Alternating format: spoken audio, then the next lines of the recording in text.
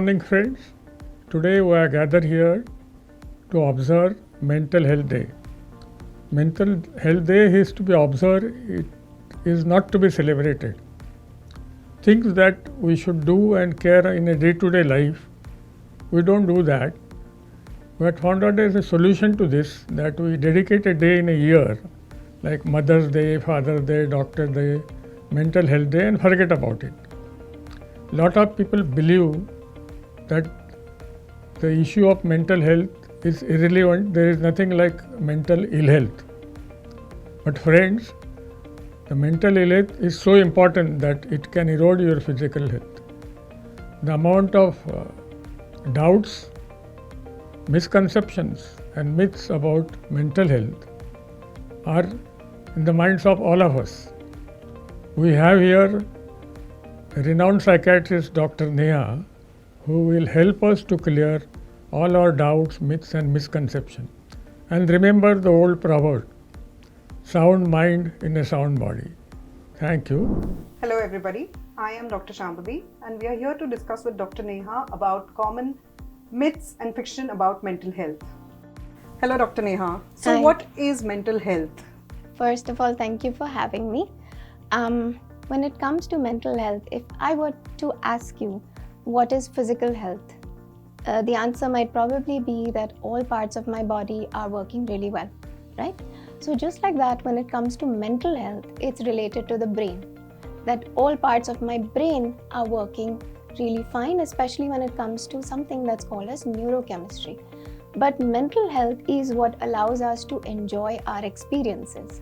For example, going to work, social relationships, other personal relationships, enjoying hobbies, enjoying day-to-day things that we experience.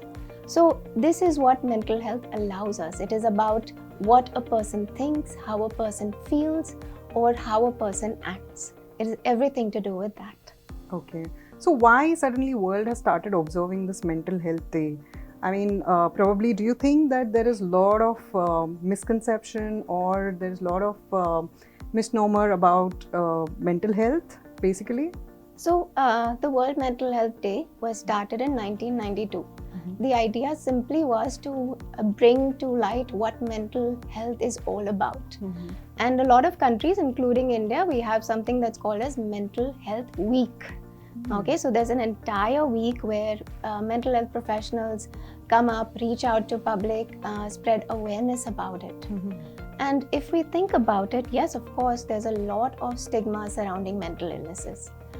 One part is, of course, lack of knowledge. But think about it. If I think about my mind, which is, of course, essentially a part of the brain, but it is a huge part of my identity. Now, if someone tells me there's something wrong with my identity, I guess anyone would feel this huge lack of control, this True. huge kind of fear. And a lot of stigma comes from that. It comes from fear.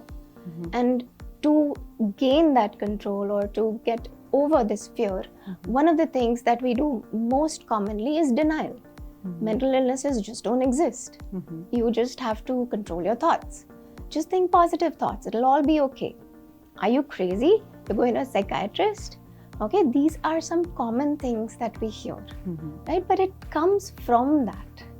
Okay. And the idea behind World Mental Health Week or Mental Health Day is to kind of get rid of these notions. Okay. So because stigma itself prevents people from asking for help. So anyways, when it comes to poor mental health, a person is experiencing a lot of distress.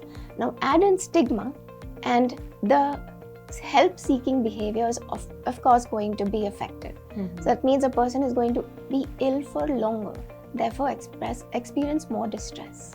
Yeah. So that's why by observing this day, you have a lot of awareness in general public. They become more knowledgeable about the fact that there could be someone who's really mentally ill. Appreciate that, Dr. Neha. So do you think there are different types of mental illnesses, or do you feel that how do I identify that one or a person is suffering from mental illness? And one of the things about mental illnesses is that a person doesn't have to be visibly ill to have it. And depression and anxiety, and everybody knows this term, depression and anxiety, they are the most common mental illnesses that we see.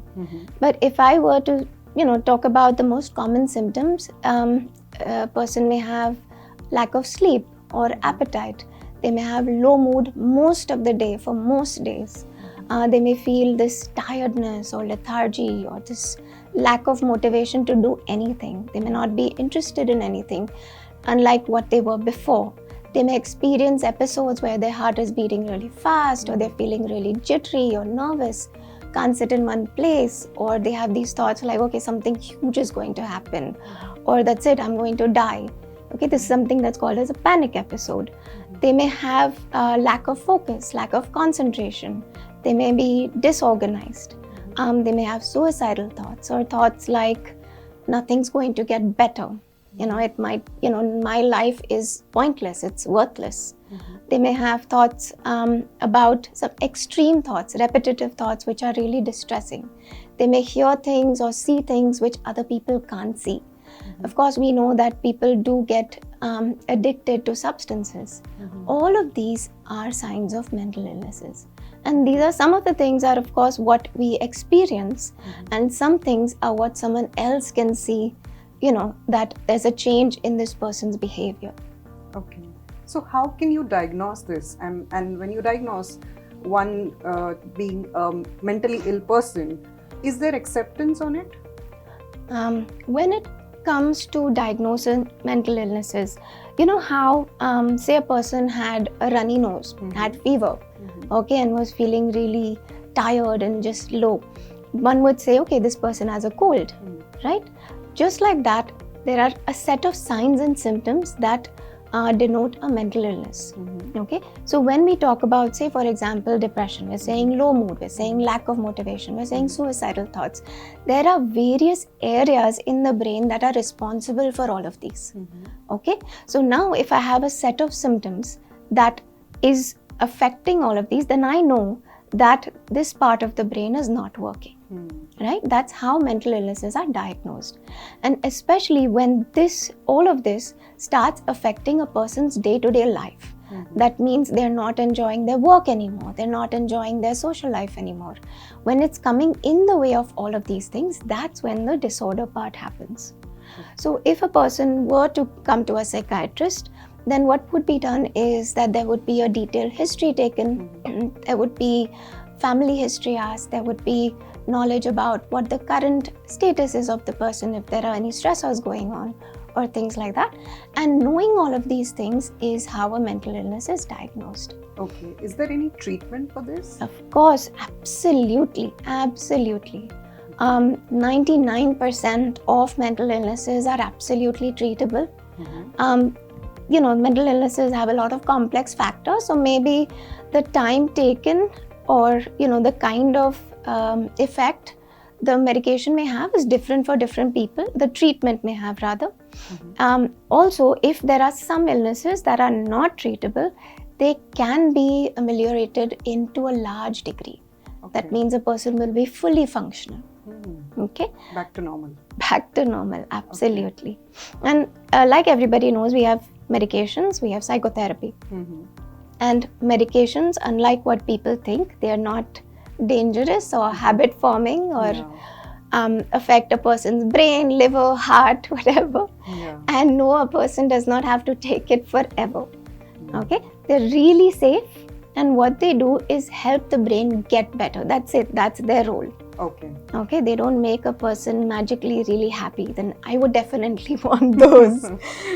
And when it comes to psychotherapy, it's this process where a person gets to change the way he's thinking so that they can get better. Okay, a lot of times psychotherapy is known as, just go and talk to someone and then somebody will listen. So we may think, "Arey, main to ye dost ke saath bhi kar sakta hu. Why do I need to pay somebody for it?" But it's very different than just talking to somebody. So these are all the kind of treatments we have for mental illnesses. So your treatment first starts with the counseling part? So can you just highlight in us on the Sure. counseling part? It actually depends purely on the severity of illness. Okay. Okay, so a person who has maybe mild illnesses, Mhm. psychotherapy would be the first thing that would be the form of treatment for them. Mhm. If the severity increases and as a person needs, then yes, medications can be added. But it purely depends on what the person needs, what is required for them. Okay. So when can a person approach a professional, a psychiatrist? So how do they define that now I need to approach a psychiatrist? So I think mental health professionals are the most scariest Yeah. bunch in the healthcare industry, if I can call it, right? Yes. And the thought is that if you're going to a psychiatrist or a psychologist, you're crazy. Yes, very much. But of course, like we said, one part is the disorder, and as such, if you think about it, I could go to a mental health professional at any point of time. I don't necessarily have to have a disorder for it. Okay. So for example, maybe I'm facing issues at home. I could simply go to them and talk about it, because they would help me get a very objective perspective. They would help me deal with my thoughts and emotions related to it. And all of this process is confidential. So I can very freely talk to somebody who's absolutely not related to me, and I have to face no judgment. So even these things are something that a mental health professional can be approached for. Oh, agreed. That's a very good point that you highlighted. When it comes to talking to your relatives, they start judging you that, oh, this person is really mad. So Dr. Neha, what would be your last message to end this session for the Mental Health Day? Well, we started with whether mental health or mental illnesses themselves are fact or fiction. So yes, they're absolute facts. They exist and they do need treatment. And I would hope that more and more people do seek help. And just like we are to our bodies, we be kind to our mind. Thank you, Dr. Neha. So this was Dr. Neha, who has enlightened us on mental health. And now we know mental health is a fact and not a fiction. We hope these series have helped you understand on mental well-being.